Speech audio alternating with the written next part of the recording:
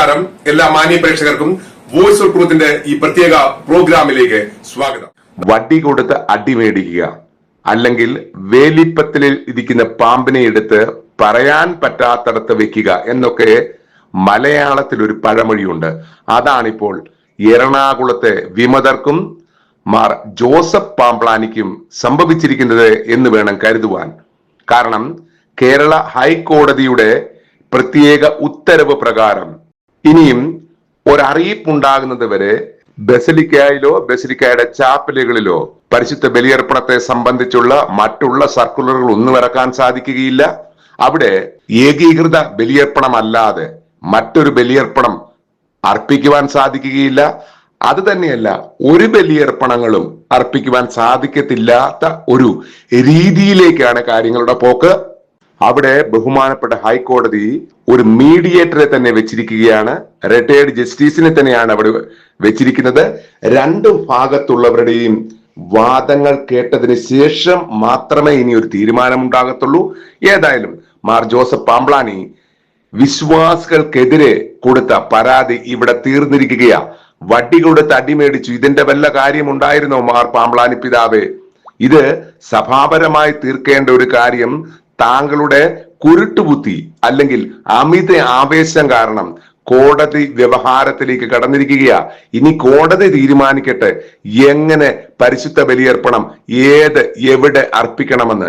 ഇതൊക്കെ സഭയുടെ നിയമം അനുസരിച്ച് സഭ തീരുമാനിക്കേണ്ട കാര്യം. ഞങ്ങൾക്കൊക്കത്തില്ലേ, നിങ്ങൾ തീരുമാനിച്ചോ എന്ന് പറഞ്ഞ് കോടതിയുടെ കയ്യിൽ കൊടുത്ത് കോടതിയുടെ കയ്യിൽ നിന്ന് അടിമേടിക്കേണ്ട കാര്യം ഉണ്ടായിരുന്നോ പാംപ്ലാനി പിതാവേ എന്ന് മാത്രമേ മാർ ജോസഫ് പാംപ്ലാനിയോടും സീറോ മലബാർ സഭയുടെ വായ്നോക്കികളായ സിനഡ് മെത്രാന്മാരോടും ചോദിക്കുവാനുള്ള കാര്യം. അവരെ വായ്നോക്കികളിൽ നിന്ന് വിളിക്കുവാനും കാരണമുണ്ട്. ഇവരിതൊന്നും അറിഞ്ഞില്ലേ രാമനാരായണ എന്ന് പറഞ്ഞ് മിണ്ടാതിരിക്കുമ്പോൾ ഇത്രയും വലിയ സംഭവങ്ങൾ എറണാകുളത്തുണ്ടായിട്ടും ഇതൊന്നും ഞങ്ങളെ ബാധിക്കുന്ന പ്രശ്നമല്ല എന്ന് പറഞ്ഞ് ഈ സഭാപിതാക്കന്മാർ ഇരിക്കുമ്പോൾ സഭയുടെ തലവൻ എന്ന് പറഞ്ഞൊരു പേരിൽ ഒരാളുമുണ്ട്. ഇതൊന്നും അറിയാതെ വിദേശ ഭക്ഷണമാണ് എനിക്ക് പ്രിയങ്കരം, എനിക്ക് കാറിൽ കറങ്ങി നടന്നാൽ മതി, അല്ലെങ്കിൽ എനിക്ക് സ്വീകരണങ്ങൾ ഏറ്റുവാങ്ങിയാൽ മാത്രം മതി എന്ന് ചിന്തിക്കുന്ന ഒരു സഭാപിതാവിനെയാണ് ഇപ്പോൾ അവരോധിച്ചിരിക്കുന്നത്. അങ്ങനെയൊക്കെ ഉള്ളവരുടെ ഇടയിൽ ഇതൊക്കെ സംഭവിക്കത്തുള്ളൂ. ഇപ്പോൾ ഇനിയും കോടതി തീരുമാനിക്കട്ടെ പരിശുദ്ധ ബലിയർപ്പണം എപ്പോൾ എങ്ങനെ വേണമെന്നുള്ളത്. ഇതേ അവസ്ഥ തന്നെയാണ് ഡൽഹി ഫരീദാബാദ് രൂപതയിലും സംഭവിക്കാൻ പോകുന്നത്. അവിടെയും വടി കൊടുത്ത് അടിമേടിക്കുകയാണ് ചെയ്തത്. കഴിഞ്ഞ 4 വർഷമായിട്ട് അല്ലെങ്കിൽ 5 വർഷമായിട്ട് യാതൊരു കുഴപ്പവുമില്ലാതെ നടന്നു വന്നിരുന്ന പരിശുദ്ധ ബലിയർപ്പണത്തിനിടയ്ക്ക് ചില മാറ്റങ്ങൾ, വെള്ളം ചേർക്കലുകൾ ചേർക്കുവാൻ ഫരീദാബാദ് രൂപതയുടെ അധ്യക്ഷൻ ശ്രമിച്ചപ്പോൾ അവിടെ നടന്ന പ്രശ്നങ്ങള് ഉദ്ദേശിച്ചതിനേക്കാളും കൂടുതൽ പ്രശ്നങ്ങളിലേക്ക് മാറിപ്പോവുകയാണ് ചെയ്തുകൊണ്ടിരിക്കുന്നത്. ടാഗോർ ഗാർഡൻ ഇടവക ദേവാലയത്തിൽ തുടങ്ങിയ പ്രതിഷേധങ്ങൾ ഇപ്പോൾ വത്തിക്കാൻ വരെ എത്തിയിരിക്കുന്നു എന്നാണ് ഞങ്ങൾക്ക് കിട്ടുന്ന വിവരം. ഏതായാലും അവിടെയും ഉടൻ തന്നെ ചിന്തിക്കാൻ പറ്റാത്ത മാറ്റങ്ങൾ സംഭവിക്കുവാൻ സാധ്യതയുണ്ട് എന്ന് കൃത്യമായിട്ടുള്ള വിവരങ്ങളാണ് ഞങ്ങൾക്ക് ഇപ്പോൾ കിട്ടുന്നത്. അത് എന്താണെന്നുള്ള വിശദ വിവരങ്ങൾ ഇപ്പോൾ വെളിപ്പെടുത്തുവാൻ സാധ്യമല്ലാത്തത് കൊണ്ട് മാത്രം ഞങ്ങൾ അതിലേക്ക് കടക്കുന്നില്ല. പിന്നീട് അതിനെപ്പറ്റിയും വിശദമായി സംസാരിക്കുന്നതാണ്. ഏതായാലും വടി കൊടുത്ത് അടിമേടിക്കുന്ന പണി എറണാകുളത്തും അതേ രീതിയിൽ തന്നെ ഫരീദാബാദിലും ചെയ്ത് കഴിഞ്ഞിരിക്കുന്നു എന്ന് വേണം കരുതുവാൻ. നമുക്കേതായാലും എറണാകുളത്തെ പ്രശ്നങ്ങളിൽ അതിന് മുൻപന്തിയിൽ നിന്ന ഒരു അഡ്വക്കേറ്റിന്റെ വിശദീകരണം ഒന്ന് കേൾക്കാം. എന്താണ് അദ്ദേഹം ഇതിനെപ്പറ്റി കൃത്യമായി പറയുന്നത് എന്ന്.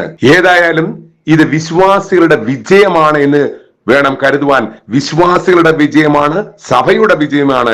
ശരിക്കു പറഞ്ഞാൽ ഇതാണ് ദൈവനീതി, ദൈവത്തിന്റെ വിജയമാണ് ഇവിടെ കോടതികൾ വഴി വന്നിരിക്കുന്നത്. കോടതിയെ ധിക്കരിക്കുവാൻ, ദൈവത്തെ ധിക്കരിക്കുവാൻ സഭാവിശ്വാസികൾക്ക് പുല്ലുവില പോലും കൽപ്പിക്കാത്ത സഭാപിതാക്കന്മാർക്ക് കിട്ടിയ കനത്ത പ്രഹരമായിട്ട് വേണം, അല്ലെങ്കിൽ എറണാകുളം വിമതരുടെ മുഖമടച്ച് കിട്ടിയ അടിയായിട്ട് വേണം ഈ കോടതി വിധിയെ കാണുവാൻ. ഏതായാലും അഡ്വക്കേറ്റ് ജോയ് ജോർജ് എന്താണ് പറയുന്നത് എന്ന് നമുക്ക് കേൾക്കാം. നന്ദി, നമസ്കാരം. പ്രിയപ്പെട്ടവരെ, കേരള ഹൈക്കോടതിയിൽ പാംപ്ലാനി കൊടുത്ത കേസ് അവസാനിച്ചു. അപ്പം ജസ്റ്റിസ് TR രാമചന്ദ്രൻ നായർ സാറിനെ മീഡിയേറ്ററായിട്ട് വെച്ചു. പള്ളി പരിശോധിക്കേണ്ട, അവർക്ക് യാതൊരുവിധ പരാതിയുമില്ല എന്ന് കോടതിയിൽ സബ്മിറ്റ് ചെയ്തു. അതുകൊണ്ട് ബുധനാഴ്ച വൈകിട്ട് 5 മണി, ഇന്ന് തിങ്കളാഴ്ച, ബുധനാഴ്ച വൈകിട്ട് 5 മണിക്ക് മുമ്പ് നമുക്ക് പ്രാർത്ഥനയെല്ലാം നടത്തി ഇറങ്ങണം. കോടതി പറഞ്ഞിരിക്കുന്നത് ബുധനാഴ്ച വൈകിട്ട് 5 മണി വരെയാണ് നമുക്ക് സമയം. നമ്മൾ എന്ത് ആഗ്രഹിച്ചോ, നമ്മൾ എന്ത് ഉദ്ദേശിച്ചോ, ഇത് മാത്രവുമല്ല ചാപ്പലിലെ കൂടി കുർബാന നിരോധിച്ചിട്ടുണ്ട്. ജഡ്ജ്മെന്റ് വന്നാലേ കൂടുതൽ വിശദാംശങ്ങൾ അറിയൂ. ഇതാണ് ഏതാണ്ടുള്ള ആകത്തുക. അപ്പം ബുധനാഴ്ച 5 മണി. അപ്പം നമ്മളൊരു ബുധനാഴ്ച ഒരു 3 മണിക്ക് നമ്മളുടെ മീറ്റിങ്ങും പ്രയറും എല്ലാം കൂടെ വെച്ച് കുരിശിൻ്റെ വഴി കഴിഞ്ഞ് ബുധനാഴ്ച 5 മണിക്ക് ഇറങ്ങുന്നത് പോലെ പ്ലാൻ ചെയ്യണം. അതായത് നമ്മളൊരു പൂ ചോദിച്ചു, നമുക്കൊരു പൂന്തോട്ടം കിട്ടി. ഇതാണ് ഇപ്പോഴത്തെ അവസ്ഥ. യഥാർത്ഥത്തിൽ 10-30 ദിവസങ്ങൾക്ക് മുമ്പ് നമ്മൾ പാർട്ടി റെസ്പോണ്ടൻസും മത്തായി സാറും ഞാനും കൂടെ വൈക്കത്ത് പറമ്പിൽ അച്ഛൻ്റെ മുമ്പിൽ വെച്ച് അവരുടെ വക്കീല് കണ്ണന്താനം സാറുമായിട്ടിരുന്ന് ഒരു പ്രപ്പോസൽ വെച്ചതാണ്. ആ പ്രപ്പോസൽ വെച്ചപ്പോൾ ഞങ്ങളുടെ പ്രപ്പോസൽ ഇതായിരുന്നു: കുർബാന ചെല്ലില്ല, സിവിൽ കോടതി ഉത്തരവിന് വിധേയമായി മാത്രമേ പ്രവർത്തിക്കൂ എന്നുണ്ടെങ്കിൽ അപ്പം ഞങ്ങൾ ഇറങ്ങിയേക്കാം എന്ന് പറഞ്ഞതാ. ആലോചിച്ചിട്ട് പറയാം എന്ന് പറഞ്ഞു പോയി. എനിക്ക് തോന്നുന്നു വിമത നേതാവ് അങ്ങനെ എഴുതി തരാൻ ഒരു പക്ഷേ പള്ളി അധികാരികളെ സമ്മതിച്ച് കാണില്ല. ഇപ്പോൾ ഇതാ അതിനേക്കാളും വലിയ ഉത്തരവ് നമുക്ക് കിട്ടിയിരിക്കുന്നു.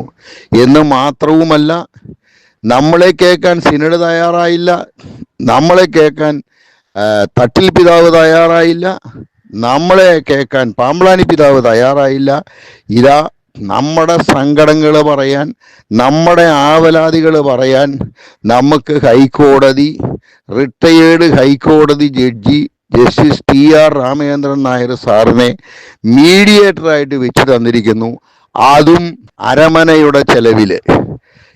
നിങ്ങൾ ഓർക്കണം, എത്രയോ ലക്ഷം രൂപ മീഡിയേറ്ററുടെ ഇനീഷ്യൽ ഫീസ് 5 ലക്ഷം രൂപയാണ്.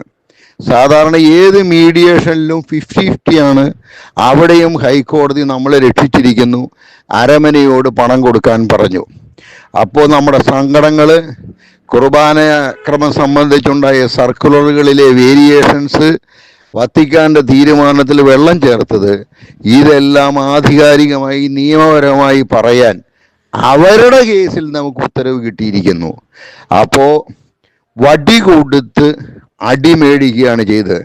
സത്യത്തിൽ വലിയ ഒരു അരൂപിയുടെ സാന്നിധ്യം അല്ലെങ്കിൽ വലിയൊരു ദൈവിക അനുഗ്രഹം നമുക്കുണ്ടായിരിക്കുന്നു. ഇതുപോലൊരു വിജയം ഒരിക്കൽ പോലും നമ്മൾ പ്രതീക്ഷിച്ചതല്ല. പക്ഷേ ഏതോ ഒരു അദൃശ്യ ശക്തി നമ്മളെ അതിഭയങ്കരമായിട്ട് സഹായിച്ചിരിക്കുന്നു. കാരണം കേസിൽ നമ്മളല്ല പെറ്റീഷണർ പാമ്പ്ളാനി പിതാവാണ്. പാമ്പ്ളാനി പിതാവ് പെറ്റീഷണറായ കേസിൽ നമുക്കിങ്ങനെ അനുകൂലമായ ഉത്തരവ് ലഭിച്ചിരിക്കുന്നു. നിസ്സാരമായിട്ടൊരു വാക്ക് പറഞ്ഞാൽ നമ്മൾ ഇറങ്ങിക്കൊള്ളാം എന്ന് പറഞ്ഞതാണത്. മാത്രവുമല്ല, 1-ാം തീയതി മുതൽ 10-ാം തീയതി വരെ കുർബാന ചെല്ലിയത് വളരെ തെറ്റായി എന്ന് അവർ തന്നെ സമ്മതിച്ചതിന് തുല്യമാണ്. ഇനി സിവിൽ കോടതി ഉത്തരവിന് വിധേയമായി അല്ലെങ്കിൽ മീഡിയേഷൻ തീരുന്നത് വരെ ഇനി കുർബാന ചെല്ലില്ല എന്ന് അവർ തന്നെ സമ്മതിച്ചതിന് അവർക്ക് പറ്റിയ തെറ്റ് അവർ കോടതിയിൽ പരസ്യമായി സമ്മതിച്ചതിന് തുല്യമാണ്. ഇതിലപ്പുറം നമുക്ക് എന്താണ് നേടിയെടുക്കാനുള്ളത്? എല്ലാവർക്കും സഹകരിച്ച എല്ലാവർക്കും ഹൃദയം നിറഞ്ഞ നന്ദി, നമസ്കാരം. നിങ്ങൾ ഇതുവരെ കണ്ടുകൊണ്ടിരുന്നത് വോയിസ് ഓഫ് ട്രൂത്ത്. ഈ ചാനൽ സബ്സ്ക്രൈബ് ചെയ്യാത്തവർ ചാനൽ സബ്സ്ക്രൈബ് ചെയ്യുക, ഷെയർ ചെയ്യുക. നിങ്ങൾ ഈ കാണുന്ന പരിപാടികൾ, പ്രോഗ്രാമുകൾ മറ്റുള്ളവരോട് കാണുവാൻ, അങ്ങനെ വോയിസ് ഓഫ് ട്രൂത്ത് എല്ലാവരിലേക്കും എത്തുവാൻ പ്രോഗ്രാം ഷെയർ ചെയ്യുക, ലൈക്ക് ചെയ്യുക. നന്ദി, നമസ്കാരം.